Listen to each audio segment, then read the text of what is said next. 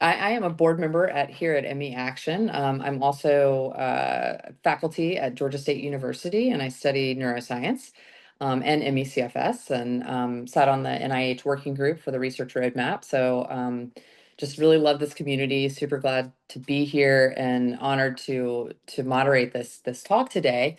First, I just want to start off by saying that it's a true honor, Marisa, to welcome you to this conversation.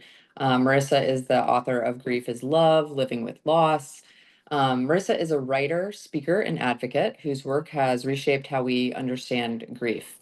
So, a graduate from Harvard College and a former Obama administration official, she brings both intellectual clarity and deep humanity to her exploration of what it means to live with loss. The book we will be talking about today, Grief is Love, has been awarded the Gold Award from Nautilus Book Awards Better Books for a Better World, and was recently acquired by Al Roker Entertainment for a docuseries, which is exciting.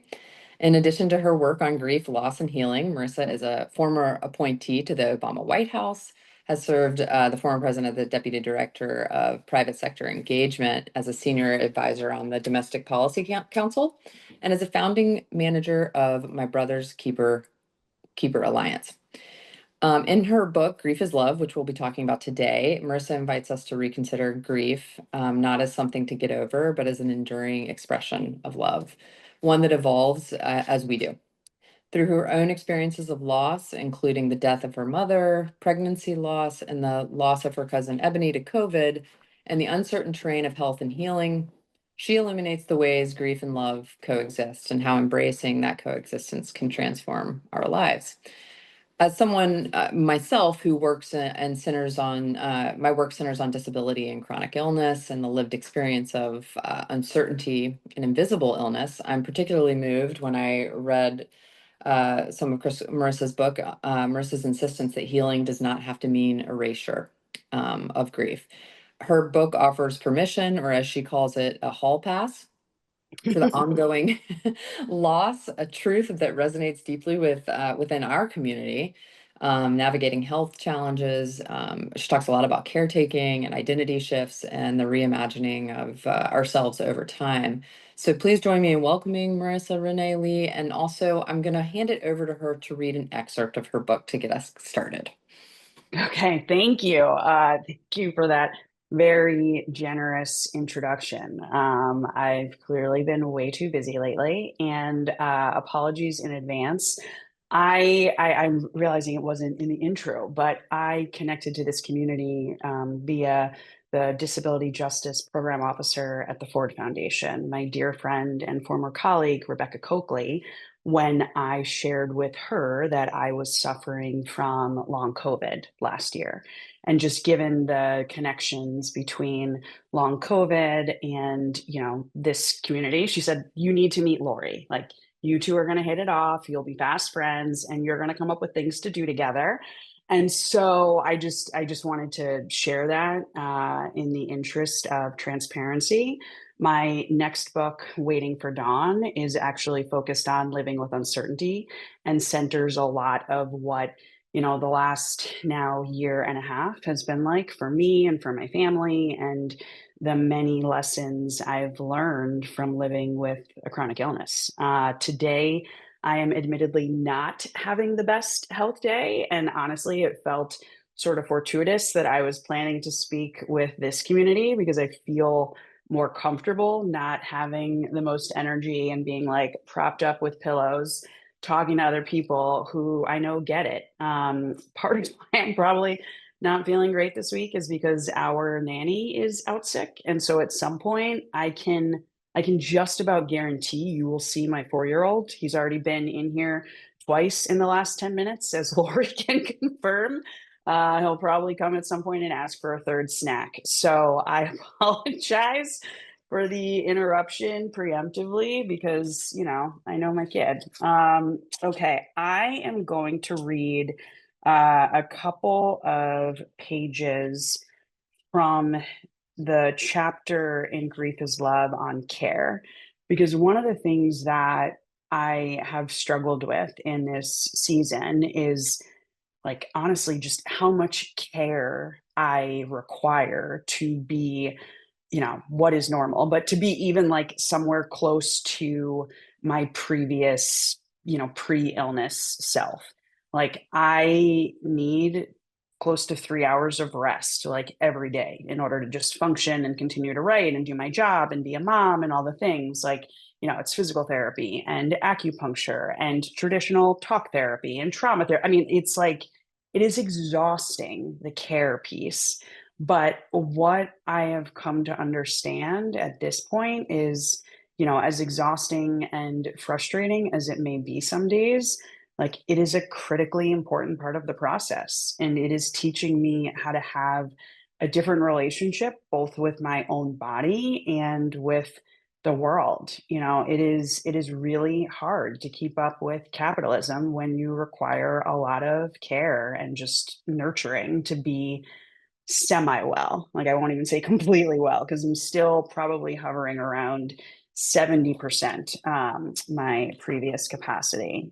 Okay. And so for folks who have the book, what I'm going to read starts on page 121. Self-care can be a blurry place to navigate under normal circumstances, and it is especially tricky when you're grieving. It may look fun to people on Instagram with hashtag self-care Sunday, but self-care in the context of grief and pain requires a serious, deep dive that goes beyond a day at the spa. You have to stop reaching for distractions and listen to your heart, and there is a deep need that sits beneath all of the pain, longing, and sadness. What is it that you specifically really need? What does your grief require? There is something internal that your heart is calling for that only you can answer. Do you need to forgive that sibling for abandoning you when your mom was sick? Do you need to forgive yourself for not being there more when your dad died? Do you need to give yourself permission to envision a new future without your spouse of 20 years? Do you need to do the work to accept that your stepfather has started dating just months after your mother's death? Do you think your miscarriage was your fault? There is always something internal that you must resolve in order to access the strength that living with loss requires. You can't turn away from it or ignore it. It will follow you, and only you can determine that deep need and the healing it requires. Many people, myself included, find it helpful to journal, exercise, or meditate, but it's really whatever helps you quiet that inner voice that is running through your to-do list from work and create space for your soul to speak. Life isn't about your to-do lists or achievements.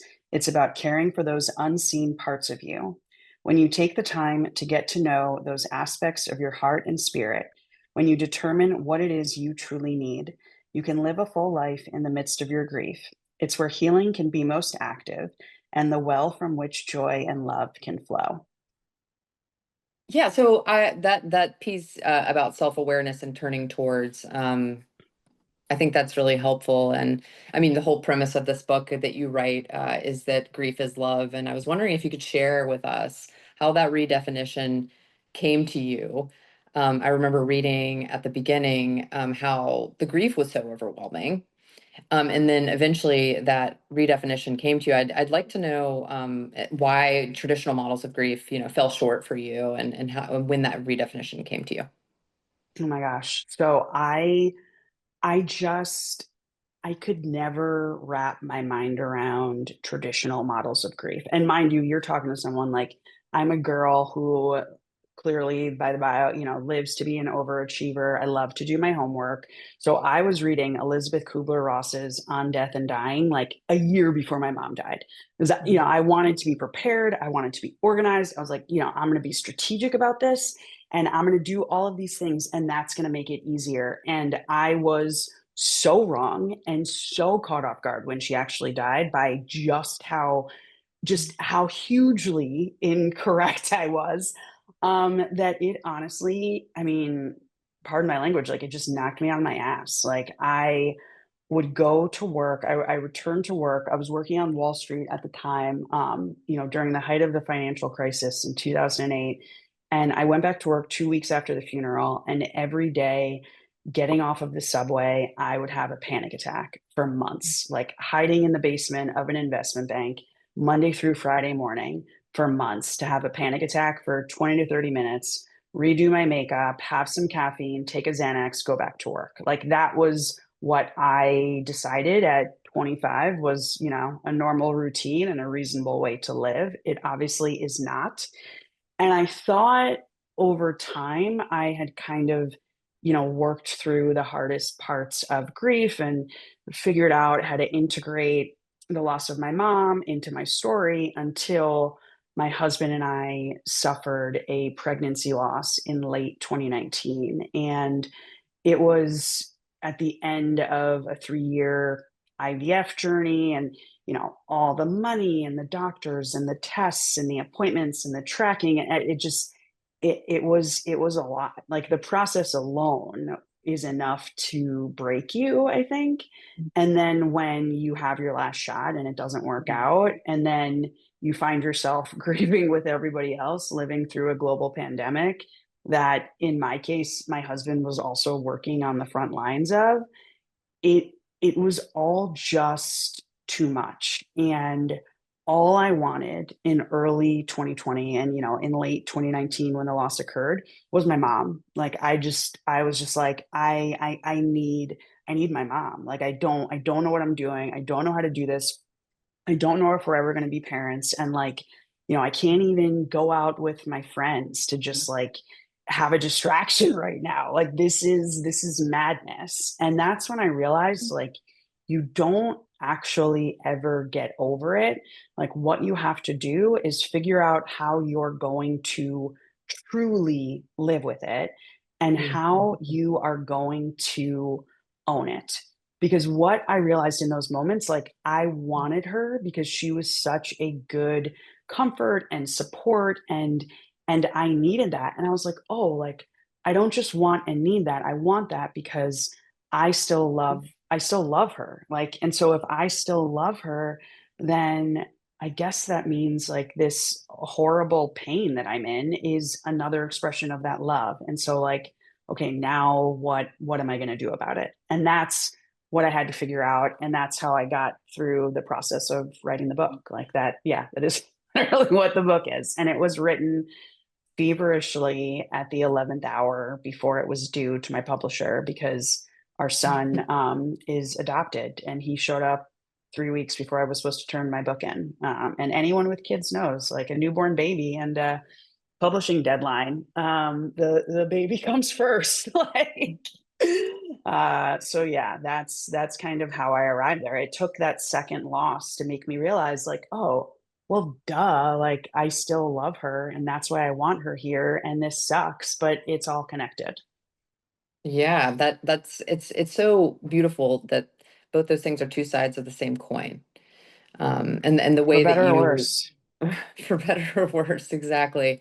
One thing you talk about and you mentioned here, and I think is so important, and it's something that I've noticed is that you talked about how grief began before even the loss. And humans, we have these incredible predictive brains that can imagine loss. And so we try to protect ourselves by doing all the things, like you said, like buying the books and thinking that you're going to prepare yourself. But what really sticks out to me is this idea that society also often has like time frames about where we are to fit like our hardest feelings. And for instance, a lot of people with ME/CFS, we struggle with what might be categorized as medical or health related post traumatic stress syndrome. And what really sticks out to me Oh, is that there really is no post. no, This no. is an ongoing trauma.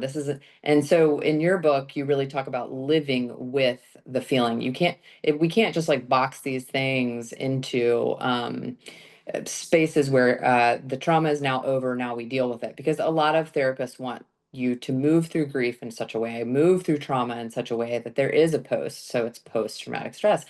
And these timelines just don't fit into our lived experience. And it seems like grief was like this also for you. And you wrote a book, which is a creative outlet, and a beautiful one. But what advice would you give about making room for these other, joy and love during emotions like sadness, fear, or even trauma? So, first of all, full disclosure, I was diagnosed with PTSD this summer, and I am currently in EMDR therapy. And I'll just tell you, one of the first things that we, did the like reprocessing around is a medical related memory from when my mom was sick. So, like a million years ago. And it is still something that I have to find a way to live with because, like, I know that I just, the things, my philosophy, and thankfully this is supported by research and not just Marissa's opinions, but like the things that happen to us in this life, like they leave an impression on you. And I feel like we are very good at understanding that when it comes to the positive things, like, oh, you get married and you have a wonderful wedding. Like, you think about those memories every year on your anniversary, and like it leaves a continuing impression. And like that's fine, that's normal. Maybe it's your kid's first day of school or graduation, whatever. Like the positive stuff, we expect to continue to revisit it at different points or in different ways. But the things that we classify as negative, which, I don't even really want us to necessarily use that language. I prefer challenging. Like we just want them to go away, and we want them to go away as quickly as possible. And some of it is human nature. Like, we all know being in pain, whether it's physical pain or emotional pain, it sucks. Like, I don't recommend it. Like, if we could somehow live life just being happy go lucky, joyful, dancing around all the time, like that'd be great. But that's just not life. And so my biggest piece of advice for people, and this is why it's the first chapter of Grief is Love, and it is also a continuing theme in my next book, Waiting for Dawn, is the concept of permission. Like, I want people to give themselves permission to feel whatever they feel. And that may mean laughing hysterically at your mom's funeral, which, like, I definitely did. I was bawling and a mess 15 minutes later, but like I laughed so hard I cried, like truly. Or it can mean, having a traumatic memory like disrupt a otherwise random workday. Like that is okay. Like that is normal. And I think that at some point, and I don't know when this happens. And I've been thinking about this a lot from the perspective of being a parent and trying to do what I can to keep this from happening to my kid. But like at some point, we are told to just put away our feelings, except for the ones that are just publicly acceptable and appropriate. And they are the ones that are, less unrestrained and just quiet, or, being pleasant, being happy, having a good day. Like all of those things are good. But sadness, despair, grief, trauma, anger, like these things that, you can show up in the world with these emotions. Like newborn babies, I mean, you know this better than I do, shortly, are like programmed to have six innate emotions. I don't remember what they are off the top of my head, but they are almost all things that we classify as adults as being bad or negative. And that is just wild to me. Like I want to, yes, yes, yes, yes, yes, Matthew. Agree 100%. Agree 100%. And I hate that. Like it doesn't have to be that way. It just doesn't have to be that way. And so permission is my big thing. Like, especially when you are struggling through day to day life, dealing with pain and chronic illness, and doctors who don't get it and friends who don't get it, and trying to figure out work and financial considerations and all the things. Like, give yourself permission to feel whatever it is you feel, because pushing it down, ignoring it, pretending like it's not there, like those things don't actually make you feel better in the long run. Like the only thing scientifically that we know helps is naming the thing.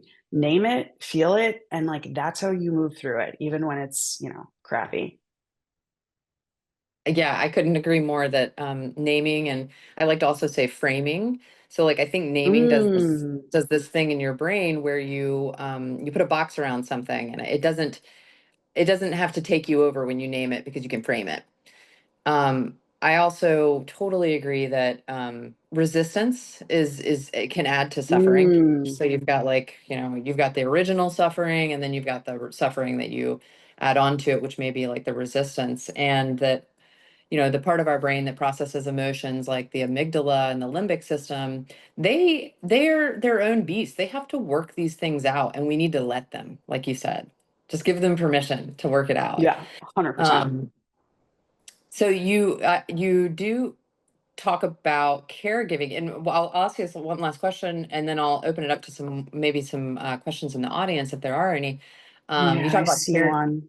You've got one. Okay, let's see. Let's go to that. I What do we see have? one. It is a big, big, challenging one. Hmm. So I'll just read it in case other folks can't see it.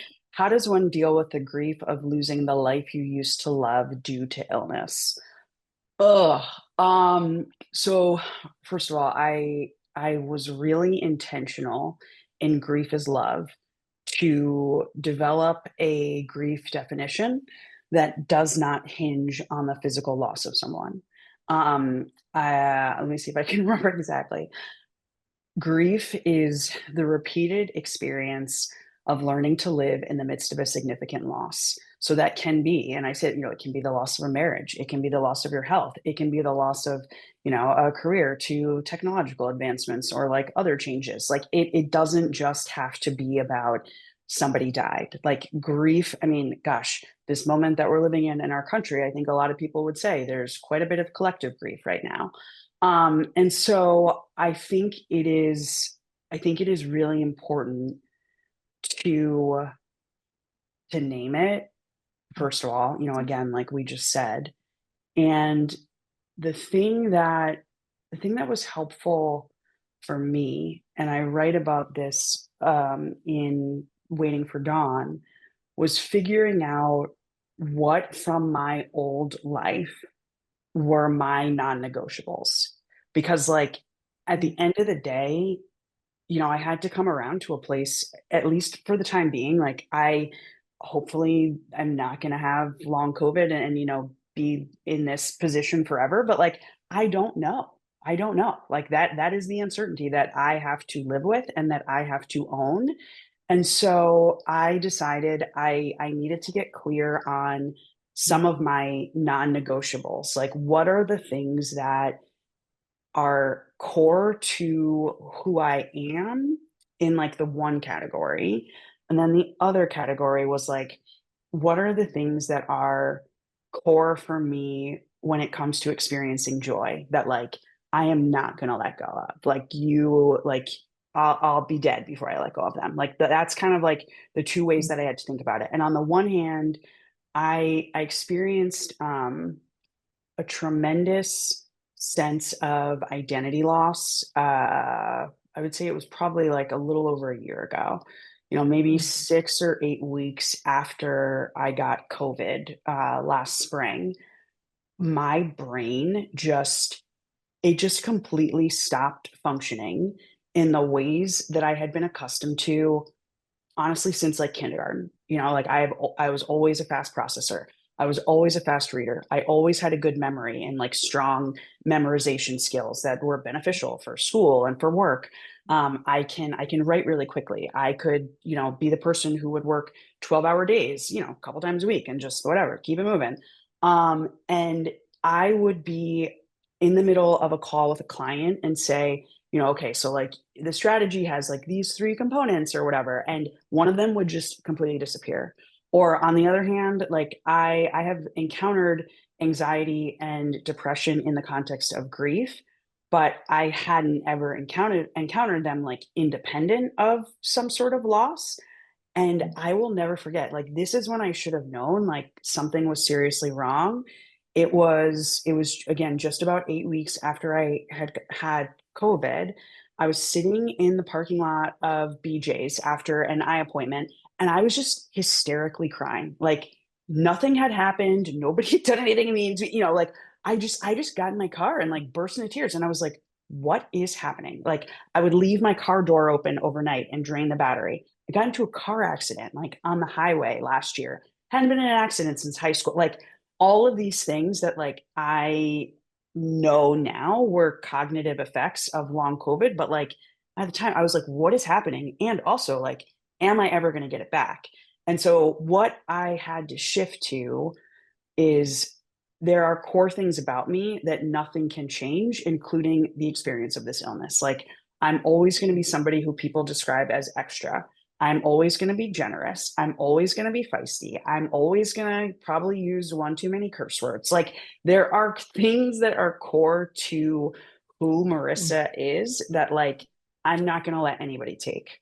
And then on the other end of the spectrum, the joy piece, which, like, I believe, and this is another one that, thankfully my strong opinions, there is science to back them up.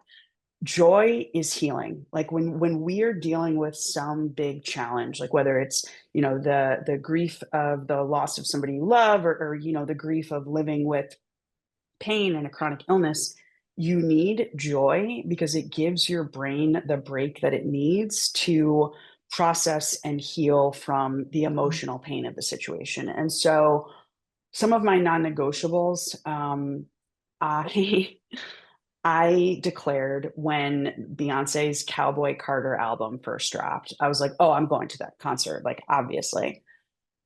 And then it happened, after I got long COVID, and it was just like, oh, how am I gonna make this work? And I was like, no, fuck this. I'm going to that concert. Like, I'm going.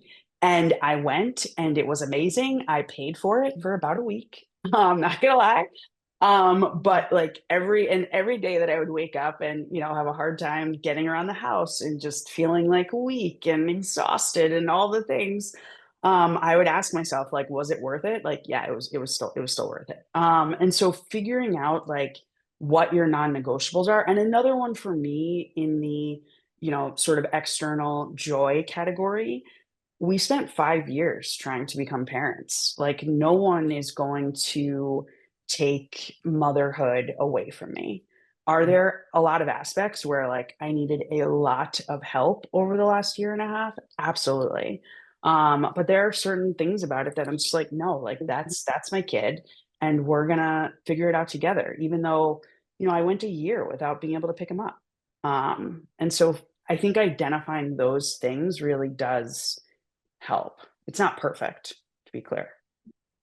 That's no, I mean I think you're right. And I think anybody that's experienced any kind of loss can relate to that, especially the identity piece that you talk about. Having to redefine your identity and having to anchor it in things that can't be taken away from you. And the truth is most things can, but you're talking about like realistically looking and saying, what do I have now? What is still part of my what do I Yeah. build? What are the foundations of my identity that I'm building onto?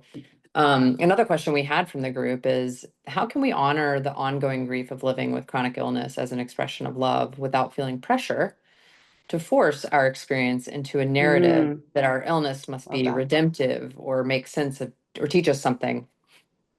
Yeah. So I have been thinking about this a bit because I'm very much opposed to the like, you know, life gives you lemons, like you have to make lemonade. Like, no, sometimes life is just hard. And sometimes things happen that just have to be endured and, remain an ongoing challenge and are an extended grief experience that, we can't control or immediately change. And so for me, the expression of love is like deeply about yourself. Like, it's not about trying to or feeling any pressure whatsoever. Like, do not let anybody sell you on any of that nonsense. It makes me so angry. And I just feel like when you're sick and, dealing with trying to live a good life with a chronic illness, like the last thing you need or deserve is pressure from anyone on pretty much anything, honestly, but especially on this. And so I think about it as like saying, you know what, like this is awful. And the way I'm going to bring in the love piece is going to be all about how I treat and care for myself. Like, I'm not going to let myself feel guilty or ashamed or inadequate or any version of less than because I need all of this additional care.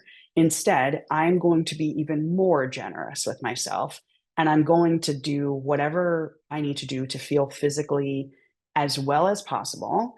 And I'm also going to invest in joy and laughter and community and whatever other positive things I have energy for because I am entitled to them as a human being who's going through something hard. Like, no, yeah, don't like, please do not let any of these fucking wellness influencers like try to convince you that you have to turn this into some like rainbows and sunshine story. What you were saying earlier is giving yourself permission to be where you are. I think really in some ways for me takes that pressure off because it's not always pretty, and that's okay.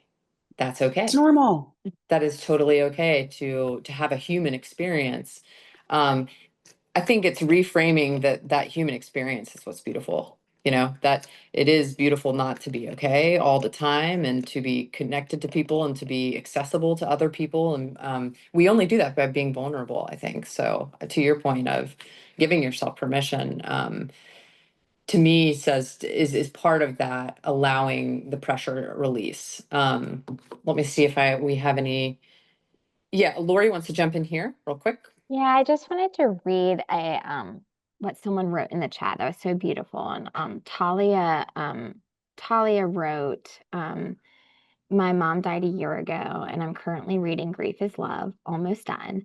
And it feels so relatable for me at this moment. I'm missing her and grieving more than ever right now, a year later, and have felt so confused and caught off guard by it. I did so, quote unquote, well, whatever that means, this whole year after her death. And now I'm a mess, crying every night, literally calling out to her. So reading your book and hearing you now comforts me by realizing I am not alone and it's all normal and all love. So thank you for that. No, I'm so sorry, but thank you for the kind words. And yeah, again, like you're not doing anything wrong. You're just going through it. And truly, when I tell you like the times, some of the moments that were most challenging for me, years after losing my mom, it was either another loss or a big life transition.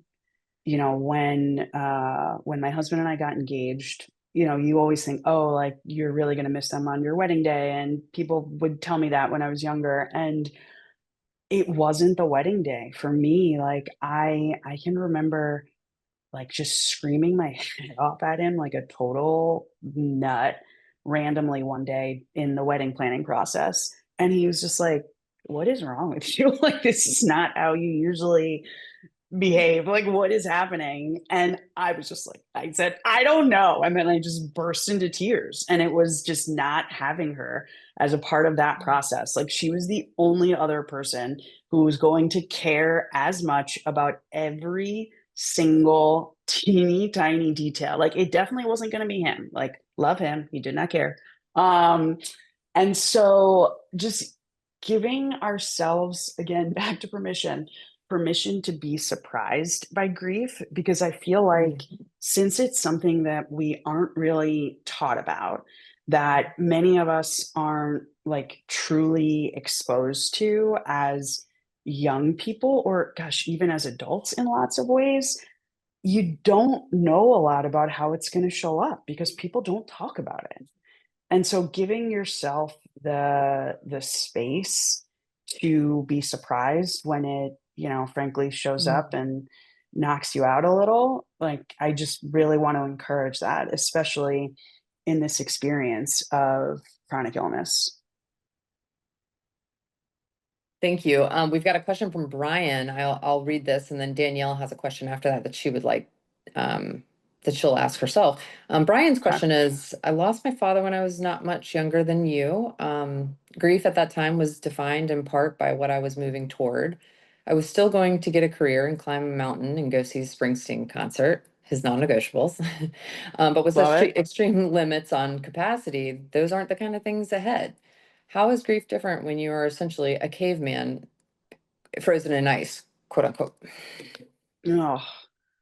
First of all, Brian, I'm with you on Springsteen. I saw his last concert in Giant Stadium a million years ago. How is grief different when you are essentially a caveman frozen in ice? I mean, I remember this time last year, I was like bedbound for most of the day. And I just felt so lost, both lost and, deeply uncertain about what to do about the pain that I was in emotionally. The caveman frozen in ice metaphor definitely resonates with me on that front. Um, I think I think it's different in the sense that, unfortunately, we don't have access to a variety of positive, fun experiences like that. Like for the first time, probably since I was 17, I haven't been on a plane in a year because of my health. Travel is just not something that's really been in the cards. And like that is the kind of distraction that you want to pursue in a moment of grief. And so what I tried to do was be honest about like the joyful things that I could access in the midst of a griefy season. And in this case, I'm not, the Beyonce one was obviously a little bit over the top, but I'm talking about little things like, our neighbor hosts a Halloween gathering for all the kids on our road. And I was like, I know I just can't be out for very long right now. That was last fall. But could I maybe set a timer on my phone and go for an hour so that I at least get like a little bit of that positive distraction that I do think helps in these times when you can't do much. The other thing that I tried to do was spend some amount of time just doing like the emotional processing from bed. Not fun, but still important. I would make myself write pretty much every day, like no matter how sick I was, just to get the feelings out. I was also really big on consuming distractions last fall, in the form of, either like fun treats that I would get, like a fancy pastry or distractions that took me to another place. This is like so dorky. I became obsessed with the show Emily in Paris. Like, feel free to judge. I fully accept it. And Paris is my happy place, or like one of them. And so I was not going to Paris last year. Like that just not happening. But I was able to like transport myself. Some days I would be stuck in my bed on a beautiful, like sunny fall day like today, watching so many episodes of Emily in Paris that I would get to the point where Netflix is like, are you still watching or whatever? And so those are some of my suggestions. Oh, Bridgerton. Oh my gosh, same. Yeah, that's on my list. And if you liked Bridgerton, I would also recommend The Buccaneers on Apple TV.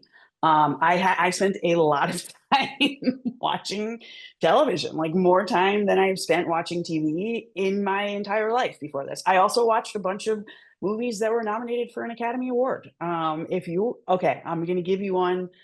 There may be strong feelings about this. I'm curious to see, but if you are in a season where, you're having to spend a lot of time couchbound or bedbound, I honestly think K-pop Demon Hunters is one of the best movies I've ever seen. Everybody can laugh. Everybody give No, me I've one. never seen Yes. it. I've never seen it. Oh. Like I was So very good. resistant. I was very resistant because I was forced to listen to the songs, on repeat on the way to school drop off. And then one of my mom friends was like, I feel it. I think you should check it out. Like, I genuinely think you will like it. Like, it is a classic good versus evil story, like told in this great way. And like, it is very well done. It is very well done. So yeah, those are my suggestions. And if anyone else is looking for TV or movie ideas, just let me know. Yeah, I mean, I think TV has really saved me. I can say there's some people who cannot watch TV and do those things, and that's particularly challenging. And I don't have the answers for that. I think I was once quoted in an article saying that like the thing that I couldn't transcend, you know, like I transcended so much in this illness or tried to, was the loss of connection. And I think at the end of the day, a lot of people are looking for that connection. And one way that I've like tried to do it is to try and feel connected to people, even society at large, like almost a collective connectiveness. I do want to let's see, I think, let me see who had a question. Danielle, do you want to come off mute and ask your question out loud? Hey guys. Yeah, I read the book and it really, for the first time, let me think about what it's like to be my daughter. I have 4 kids, and um, I was really relating to like how much you loved your mother, and that, for my kids, like I tried not to be that sick. And it's like how I resisted Mm. like the illness. And I'm 5 years of long COVID at this point, right? Oh, Danielle, I'm And so, sorry. yeah, but it made me think about my kids. And like I have kids that had me well, and I had kids that had me sick, because I have 4 total. Yeah. But my oldest one, of course, you know,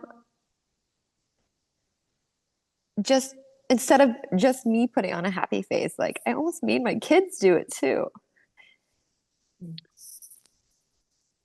So I want to say a couple of things. First of all, I have a Substack that's called Holding Both, and today we are releasing an essay on mothering and long COVID, written by someone who I became friends with by sharing publicly my story of long COVID last year.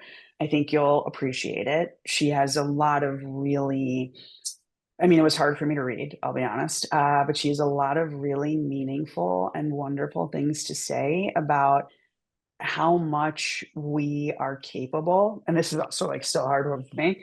And I'm realizing this is also like the first time that I'm really like discussing over a long period of time my own experience with illness. But she reminded me of all of the things that we are capable of teaching our children from our beds. And I tried, I mean, I'm just going to back up for people who haven't read Grief is Love.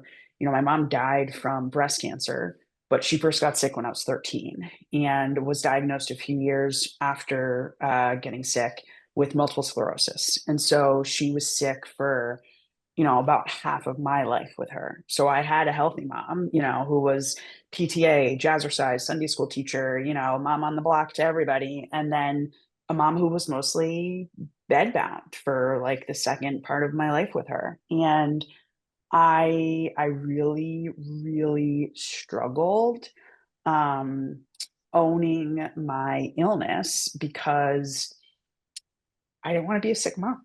Like I could be a sick anything else besides like a sick mom. And so like I get it.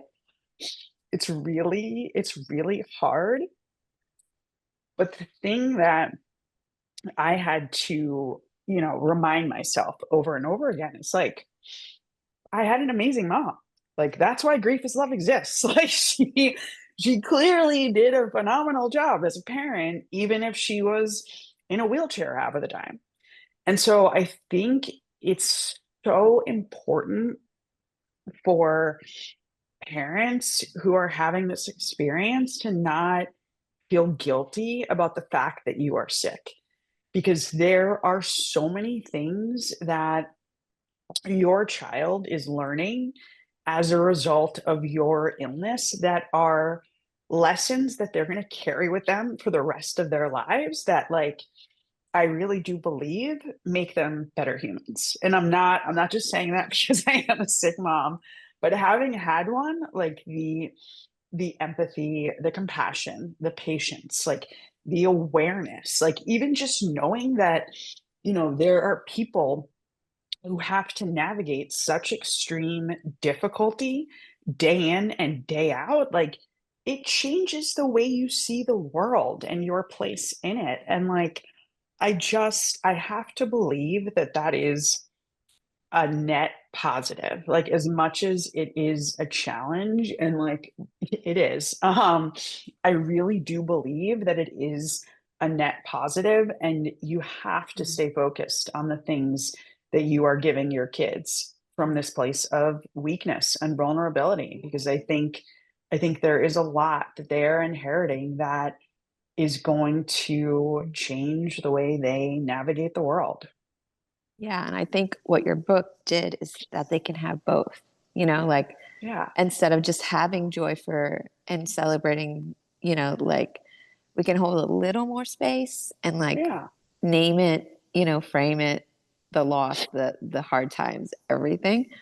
And I just didn't think about that before, you know, because I thought I was teaching them something by being resilient and like strong. But I think being vulnerable too, I was like, oh, maybe I just need to give them an invitation to that too. You know what I mean? No, absolutely. So Absolutely. thank you for your book. It was great. Thank you. And can you We've put a got link a to the comment in there or whatever the article is? Oh, the Substack? Yeah, Yeah. it won't be up until tonight. Okay. But yes, I will link to it right now. Awesome. Thank you, Danielle. Thank you for that vulnerability. We've got someone named Carl Dallas who I haven't met before, but I'd like to give you the floor if you're interested in reading a poem that you wrote. Is that correct, Carl?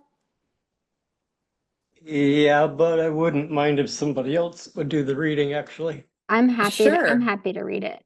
Okay, Lori, take it from here. All right. And so Carl posted this um because he wrote this and thought it was very relevant thematically, and I certainly do too. The Heart's Chronicle by Carl Dallas and the Fierce Accords.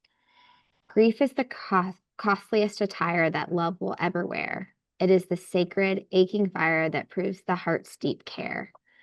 I comprehend this silent rule, how sorrow is a shadow thrown by the fierce sun of true devotion, for joy must walk with a slow, broken motion, and tears are memories due, paid in soul.